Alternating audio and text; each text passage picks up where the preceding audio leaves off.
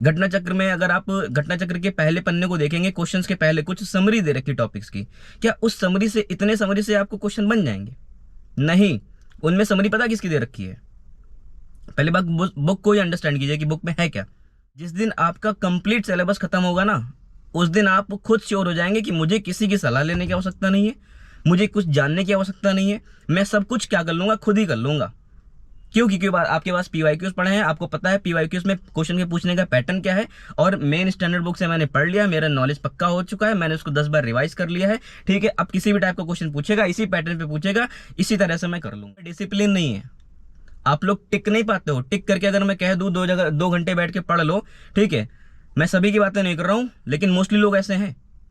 मैं कह दूं अगर टिक करके 2 घंटे पढ़ लीजिए, तो वो टिक नहीं पाएंगे। उस 2 घंटे में उनको फोन भी चलाना होगा, उस 2 घंटे में उनको नोटिफिकेशन भी देखनी होगी, उस 2 घंटे में उनको व्हाट्सएप भी चेक करना होगा, इंस्टाग्राम की रील भी देखना होगा। इंस्टाग्राम की रील अगर देखी, 1-2 पसंद आ गई, फिर स्क्रॉल करना चालू कर दिया, फिर वो 1 घंटा, फिर 2 घंटा, फिर 6 घंटा कैसे स्क्रीन टाइम हो जाता है वो पता ही नहीं चलता उनको। दोस्तों, मैं बहुत ही ज़्यादा इंपॉर्टेंट बातें बताने वाला हूँ, बहुत ही गौर से सुनिएगा और एनालाइज कीजिएगा कि क्या आप भी ये चीज़ें कर रहे हैं। If you are doing the same things, just stop. So video को एंड तक के देखिएगा, ठीक है दोस्तों। एक जो सबसे बड़ी गलती होती है हर एक एस्पिरेंट से, जो अपनी तैयारी में चूक रहा है, जिसका एग्ज़ाम क्रैक नहीं हो रहा है, उसकी जो सबसे बड़ी मिस्टेक है वो ये है कि पीवाईक्यूज़ को नहीं देख रहा है।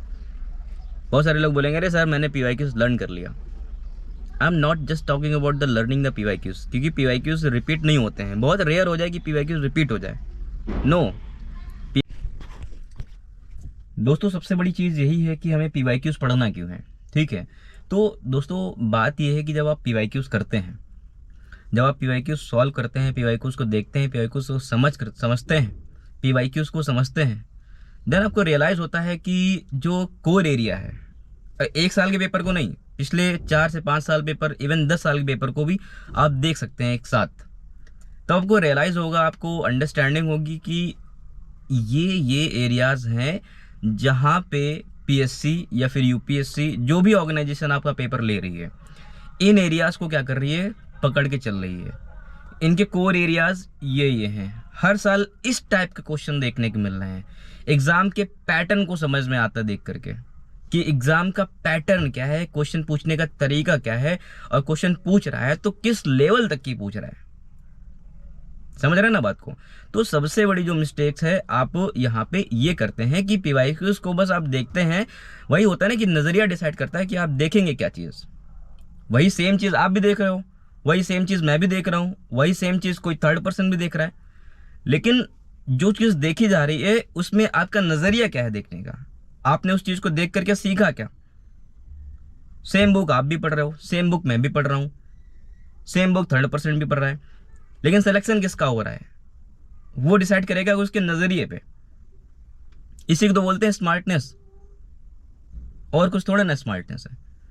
सबसे पहली चीज़ ये है कि आपको पेपर के पैटर्न को समझना होगा कि क्वेश्चन डिमांड क्या कर रहा है, क्वेश्चन की आस्किंग क्या है, और क्वेश्चन के जो एरियाज हैं, कोर एरियाज हैं, वो कहाँ कहाँ से क्वेश्चन आ रहे हैं।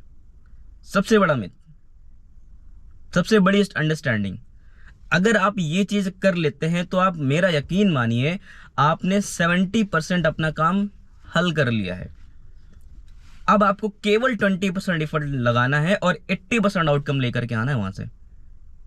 पहली चीज ये है कि उसको अच्छे से समझिए, ध्यान दीजिए, और जो फिर पेपर में पूछा गया है उनको थोड़ा सा गूगल करके देखिए। गूगल कर लीजिए कि अच्छा ये टॉपिक्स हैं। सपोज एनवायरनमेंट से कोई भी क्वेश्चन पूछ लिया गया, अब एनवायरनमेंट से क्वेश्चन पूछा गया है तो उसको जाकर के गूगल कर लो कि ये इंफॉर्मेशन पीएससी आयोग क्या कर रहा है, इन पे फोकस कर रहा है, आपसे वो क्या चाह रहा है, आपसे क्रीम चाह रहा है। समझ रहे हैं ना बात को? तो पहले तो आपको यहां पे काम करना होगा। पहली चीज मैंने बताई आपको। दूसरी चीज क्या है कि दोस्तों दूसरी चीज क्या है? दूसरी चीज ये है कि कोर एरिया पे कोई भी काम नहीं कर रहा है। कोर एरिया का मतलब क्या है कि जो हमारे मेन सब्जेक्ट्स हैं उनको लोग अवॉइड कर रहे हैं, अवॉइड करने का मतलब क्या है, उनको बस लगता है कि मैं लूसेंट से पढ़ लूंगा, ठीक है, मैं घटना चक्र से कहीं से भी जाके पढ़ लूंगा और वो हमारा क्लियर हो जाएगा।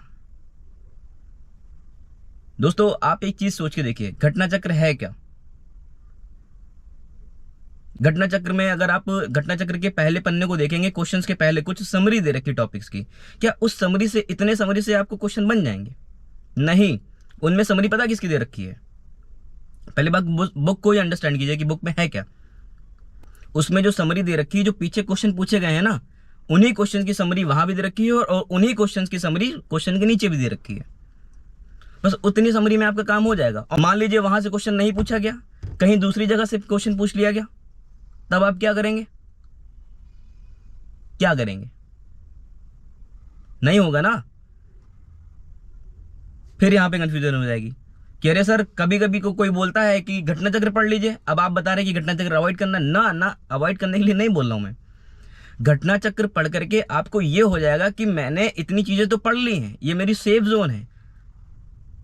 अगर सेम चीज कोई दूसरा भी कर रहा है, कम से कम मैं उसके बराबर तो रहूंगा। उसके बाद जो क्रीम है आना है, आपको मक्खन चीजें करनी है। वो पता क्या है, वो आपको स्टैंडर्ड बुक पढ़नी पड़ेगी। स्टैंडर्ड बुक में अगर मैं बात कर लूं तो सबसे पहले किसको पढ़ना होगा? मॉडर्न हिस्ट्री पढ़नी होगी, पॉलिटी पढ़नी होगी, एम लक्ष्मीकांत हो या कोई भी आपके पास सोर्स हो जिसमें कंप्लीट हो। एक बात समझिएगा मेरी, जिस दिन आपका कंप्लीट सिलेबस खत्म होगा ना, उस दिन आप खुद श्योर हो जाएंगे कि मुझे किसी की सलाह लेने की आवश्यकता नहीं है, मुझे कुछ जानने की आवश्यकता नहीं है, मैं सब कुछ क्या कर लूंगा, खुद ही कर लूंगा। क्यों? क्योंकि आपके पास पीवाईक्यूज पढ़े हैं, आपको पता है पीवाईक्यूज में क्वेश्चन के पूछने का पैटर्न क्या है, और मेन स्टैंडर्ड बुक से मैंने पढ़ लिया, मेरा नॉलेज पक्का हो चुका है, मैंने उसको 10 बार रिवाइज कर लिया है, ठीक है। अब किसी भी टाइप का क्वेश्चन पूछेगा, इसी पैटर्न पे पूछेगा, इसी तरह से मैं कर लूंगा। ये है कॉन्फिडेंस, समझ रहे हो ना। जब आपकी तैयारी मजबूत होती है ना, तो आपको कॉन्फिडेंस लूज नहीं होता है, आप डिमोटिवेट नहीं होते हो, कोई भी चीज आपको डिमोटिवेट नहीं कर सकती, समझ रहे हैं ना। तो आपको कोर एरिया खत्म करना होगा, एक बार सिलेबस खत्म करना होगा। अभी भी हमारे पास बहुत अच्छा समय है, बहुत सारी चीजें तो हम लोगों ने ऑलरेडी पढ़ लिया ना। जो रिमेनिंग टाइम है तो उसको बची हुई चीजों में आप लगा दीजिए, कोर एरियाज पढ़ डालिए, एक बार कोर सिलेबस खत्म कर दीजिए, कुछ छोड़ना नहीं है मेरे भाइयों, समझ रहे ना बात को। एक चीज मैं और आपकी करेक्ट करना चाहूंगा, डिसिप्लिन नहीं है आप लोगों में, डिसिप्लिन नहीं है। आप लोग टिक नहीं पाते हो। टिक करके अगर मैं कह दूं 2 घंटे बैठ के पढ़ लो, ठीक है, मैं सभी की बातें नहीं कर रहा हूं, लेकिन मोस्टली लोग ऐसे हैं। मैं कह दूं अगर टिक करके 2 घंटे पढ़ लीजिए, तो वो टिक नहीं पाएंगे। उस 2 घंटे में उनको फोन भी चलाना होगा, उस 2 घंटे में उनको नोटिफिकेशन भी देखनी होगी, उस 2 घंटे में उनको व्हाट्सएप भी चेक करना होगा, इंस्टाग्राम की रील भी देखना होगा। इंस्टाग्राम की रील अगर देखी, 1-2 पसंद आ गई, फिर स्क्रॉल करना चालू कर दिया, फिर वो 1 घंटा, फिर 2 घंटा, फिर 6 घंटा कैसे स्क्रीन टाइम हो जाता है वो पता ही नहीं चलता उनको। तो पहली चीज क्या, आप में डिसिप्लिन नहीं है, तो डिसिप्लिन बिल्ड कीजिए।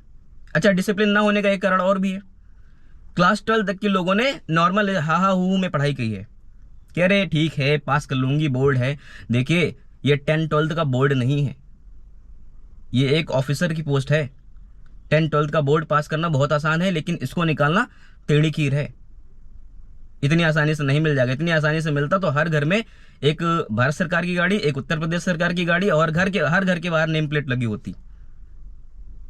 तो बात समझिए, तपस्या मांगती है, त्याग मांगती है, बलिदान मांगती है, तैयारी। तो आप इसको डेडिकेट कीजिए, थोड़ा डिसिप्लिन में आ जाइए, टाल मटोल करना बंद कर दीजिए, और फाइनली जिस दिन सिलेक्शन होगा तब आप याद करिएगा। तो दोस्तों, ये 2 चीज़ें मैंने जो बताई हैं, आप इन पे काम कीजिए, अपने पढ़ने का तरीका को चेंज कीजिए, अपने पैटर्न को सही कीजिए, क्वेश्चन के पैटर्न क्या पूछे जा रहे हैं उसको देखिए, ठीक है, और कोर एरियाज को एक बार खत्म कर लीजिए। उसके बाद सारी समस्या, सारे हर्डल्स खत्म, कोई ब्लंडर नहीं रह जाएगा माइंड में। सो आई होप आपको ये वीडियो पसंद आया होगा। नेक्स्ट वीडियो में और ज़्यादा इंपॉर्टेंट बातें करूंगा मैं, और ही सारी चीज़ें मैं डिस्कस करूंगा।